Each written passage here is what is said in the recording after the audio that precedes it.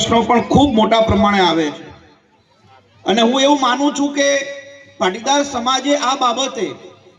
ખૂબ ગંભીરતાથી ચિંતન કરવું જોઈએ। સમાજના 5, 10, 15 વડીલો બેસે, સમાજની 5, 10, 15 બહેનો ભેગી થાય અને આ બાબતે ચિંતન કરે કે કેવી રીતે આપણે બેન દીકરીઓ ખોટી રીતે કોઈ ફસાવી જાય અથવા ખોટી રીતે ક્યાંય જાય તો એને રોકવામાં આપણે શું મહેનત કરી શકીએ,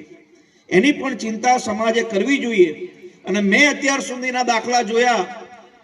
એટલે જ્યારે જ્યારે પણ આપણા સમાજની દીકરી કોઈ જગ્યાએ ભાગીને લગ્ન કરે છે એટલે સમાજના આગેવાનો દ્વારા અમને જ્યારે મેસેજ મળે એટલે અમે એના માતા પિતાને ફોન કરીએ કે ભાઈ અમારા વતી કંઈ કામ હોય પોલીસ સ્ટેશનનું કે ગમે તે તો અમને કહેજો। એટલે જેના ઘરેથી દીકરી ભાગી હોય 2 શબ્દ જ અમને કહે કે હાર્દિકભાઈ એને કોઈ કે કાંઈ ખવડાવી દીધેલું છે,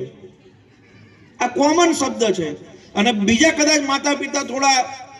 આ બાબતે ન હોય, ખવડાવ્યું નહીં તો એવું કે હાર્દિકભાઈ હવે અમે એના નામનું નહીં નાખ્યું છે। મારી આપ સૌને વિનંતી છે કે આપણે આપણા ઘરની અંદર 2 લાખ રૂપિયા પડ્યા હોય તો દિવસમાં 10 વખત તિજોરી ખોલીને ચેક કરીએ છીએ તો આપણા ઘરની અંદર આપણી લક્ષ્મી સમાન દીકરી